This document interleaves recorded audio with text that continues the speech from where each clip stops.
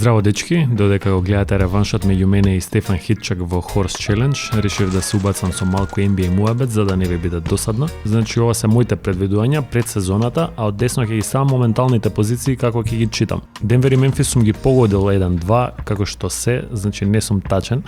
Очекувано е за Денвер да доминираат годинава, се додека е здрава екипата и тоа го прават. Секоја чест за именјакот, ништо чудно да земе по трет пат MVP како што тргнал, само така нека продужат. Мемфис иста екипа од лани со многу мали измени, природниот напредок нормално е да носи резултати. Го слушнавме Джа како рече дека се гледале со Бостон у финале и дека не се грижал за западот. Ќе видиме за тоа. Далас ги имам трети, моментално се пети, значи не е тоа некое големо премашување. Сметав дека со Кристијан Вуд ќе направат сериозен апгрейд, ама се уште ми фали некој посериозен играч и оверал посериозна екипа околу Дончичот за да може Далас да го повтори, да го надмине успехот од лани. Лука игра неверојатно и ми е фаворит за MVP, ама Јокич има предност поради успехот на екипата нормално. Golden State четврти сум ги стел, а они се дури на 9-то место, како еден фрапантен потаток. Чув на некој пренос дека Warriors имаат најлош старт во историјата како екипа што ја освоила титулата прошлата сезона. Мада ги очекувам да се искачат погоре на табелава, ако не до четврто место, барем до шесто, како не би играле плей-ин, зашто стварно ќе биде срамота. Кога ќе се консолидираат би требало лесно да влезат у плей-оф, а зошто не и до четврто место. Феникс не знам зашто сум ги стел на пето место, кога не ги може мич, ем што ми ги избација Лейкерс прелани, ем што се така малце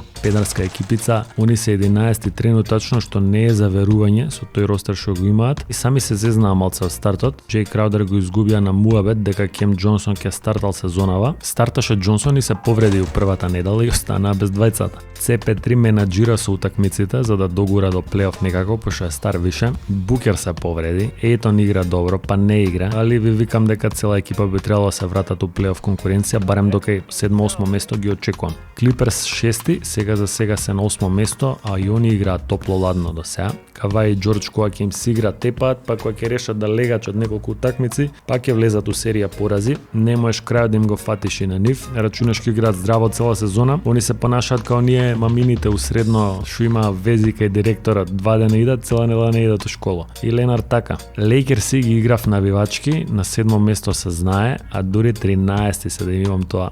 Ама кога ќе видиш на западов од 7 до 13 место само на 2 утакмици разлика се, така да можат да се сменат стварите за многу кратко време. Надежно Девис ако се врати пред All-Starот за да зиграат пак кој што затераа 8 поред у ноември, кога видовме флешови од AD како може и како треба да игра уствари. Бронскиот постирал луди бројки за негови години, ќе го сруши рекордот на Карим Кајдае, ама се плашам да не се претвори целава сезона на Лейкерс у еден караван за прослава на достигнувањето на Джеймс и да отиде успехот на екипата у втор план. Весбрук и дале ми е еден од омилените играчи и покрај све и покрај сите што зборат за тебе, али тоа е со Лейкерс исто како со Клиперс, не знаеш на шо си. Пеликанс ги подценив јако, ги ставив на 8 место, они се четврти моментално и тоа играат и они у некомплетен состав цела сезона. Само неколку такмици се споија Инграм, Зајон и CJ и плюс кога ќе ги додадеш Волончунас, Трей Марфи, Херб Џонс, Алварадо, Дейсон Даниелс и ред други, Нью Орлеанс е страшна екипа. Портланд се у слободен пат некако, нив ги играм високо според нивниот квалитет на 9-то место, со оглед на тоа каков старт имаа на сезоната. Може да пред ветринели беа први, ама ги стигна полека реалноста. Сега за да би се качиле Лейкерс нагоре, Блейзерс се една од екипите што би требало да иде надоле. Ќе видиме. Дейм е од еден од оние играчи, као Мегрейди, као Картер, што цела кариера ја помина у просечна екипа и жал ми е за тоа искрено. Минесота ги прогнозирав 10-ти, а се на 7 место, ама пак ќе кажам да изгубат 2 поред, одма ќе паднат 3-4 места надоле, зашто западот е доста изедначен после првите 3 екипи. За Минесота имам да кажам дека трейдот за Руди Гобер е веројатно најлошото нешто што можеше да им се случи. Значи го назадија прогресот и на Едвардс и на Кет, дадо еден куп играчи и пикови, а не добија ништо. Значи, никакво флоу немаат у напад, на моменти како да смета што е на теренот Руди. Можеа да бидат у топ 4 екипи, да остане исти како лани, вака до крај на сезона нема да ме чуди ако не влезат ни у плейоф. Сакраменто е една од двете екипи што најмногу изненадија, позитивно, за разлика од Минесота, сум ги стел на 11, а сега се на 3-то место на запад, ало, што на почеток на сезона да ми кажеше некој дека ги биде така ќе му се згазев од смеј. Ама Майк Браун, тренерот, заедно со Хуертер и Монк ја трансформираа екипата буквално и по се изгледа дека годинава за прв пат после 17 години, драги гледачи. После 17 години ќе ги гледаме Кингси у плейофот. Многу ми е мило и драго за оваа екипа и за тоа што сум сгрешил во однос на нивната позиција, ала да име. За 3 од наредниве 4 екипи нема што да се каже многу, али Јута Джез, драги гледачи, изненадувањето на сезоната заедно со Сакраменто. Ги ставив 14, а они се на 6-то место моментов. И екипата, за разлика од менаџментот, не ќе да танка за прв пик на драфтот. Момците сакаат да победуваат и баш ќе ми биде мило за Марканен, поготоа ако добие место на All-Старот што се игра уствари во нивниот град. Се селиме на истокот. На прво место ги имав Милвоки Бакс, зашто првично мислев дека Мидлтон ќе игра асално цела сезона, а кога се у фул состав, Милвоки се сега на второ место. Јанис продолжува да гази, топ 3 играчи моментов покрај Лука и Јокич за мене, да би правеле као на Руки Челендж што праја USA Against the World екипи да направат на All-Star таква екипа, Америте ќе ја јадат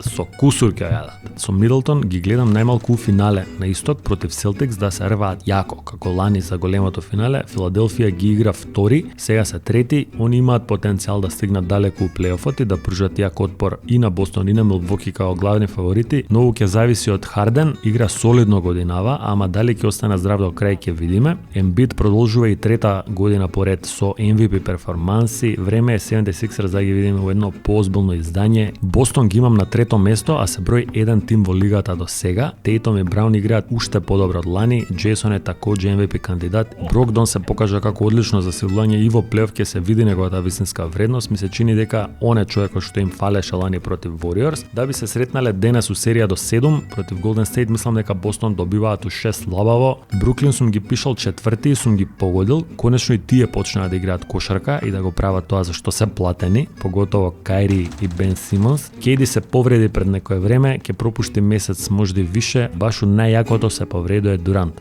Бате е среќата. Мада на Нетси сметам дека им фали еден висок солиден играч од дефанзива за да би биле сериозен мечап за Бостон и Милвоки у плейоф. Мајами логично ги ставив пети, они се шести, сва среќа у задње време играат добро, па се у некоја победничка серија, иначе до пред 2 недели беа на 10-то место. Скоро поич не се појачани и може да се каже дека дури се послабени од лани. Кливленд ги имам шести, а се пети, значи ги надминале малку моите очекувања, а реално со ваква игра на Мичел, 77 поен пред некоја недела, само седми играч у историјата на NBA со над 70 поена, да ми кажеше некој одбери од денешнава лига кој играч би дал 70 коша следен, 20 играчи да набројував, немаше спајда да го ставам. Жими се, али ете. Со Гарланд, Мобли, Ален се една од најаките млади екипи од лигата. Кевин Лав и Рики Рубио сега се врати као бекап ветерани, им се одлична опција. Ништо чудно да им ги поматат сметките на некој од фаворитиве у плейоф ако ги подценат. Чикаго ги играм седми, а тек сега влегува на 10-то место, задњо што води у плей-ин. Чудно како лани си газеа, а екипата им е иста, плюс со сезона поише играње заедно, ќе си речеш дека треба да напредуваат. Лавин и Дерозан треба да газат, исто код Тейтом и Браун реално. Можно е Лонзо да се врати за брзо, па да направат лейт пуш за плейоф. Торонто 8, а се 11 и они многу послабо играат од лани, а очекував да тепаат барем слаби екипи рутинирано. Кружат мојавите дека на трейд дедлайн ќе ја растурале екипата, ама ќе видиме за тоа тогаш. Атланта 9, сега се на 8 место. Демек со Дежанте Мари ќе се појачале сериозно вака така, ама по тоа што гледаме не носи некој бенефит до сега тој потек. Им фали Хуертер снайперот, веројатно ќе се вртат од 7 до 10 место до крајот на сезоната, а и у плей-ин секад ќе им дам шанса против било кој од останалите екипи околу нив, зашто против Треј Јанг и Богдановиќ у дед меч не кеш да играш. Нју Јорк пријатно изненадуваат, ги ставив 10 и ми беше страв дека нема ни у плей-ин да играат оваа година, зашто е несвојствено јак Истоков, а они се на 7 позиција. Се гледа одма солиден плей кој ќе дојде екипа каква разлика прави. Ги подобри сите играчи околу него, Брансон годинава, дури Рендл се врати на All-Star бројки, али пикот име прва рунда плейоф за жал, толку име. Од следниве 5, од прилика 4 ми се тука негде сум ги погодил у долниот дел на табелата. Едино Индијана, што мислев дека ќе бидат заковани на дното, изненадно се 9. Само затоа што имаат сериозен тренер во Рик Карлайл и одлучиле сезонава да играат со картите што им се поделени и да ги стават калкулациите на страна. Халибуртон е помену топ 5 плейови у лигата моментално. Тарнер игра топ сезона, Бади Хилт игра топ сезона, имаат две руки одлични у Маторин и Немхарт. Кул екипица и доста се интересни за гледање. Играат тим зимски. Стискам палци за нив да влезат у плейоф, ќе ми направат мерак, али поише стискам палци Лейкерс да земат Бади Хилт на полусезона. Тоа е се од мене, дечки, се гледаме у наредно видео, ќе ви зборнам пак за NBA за некое време. Поза.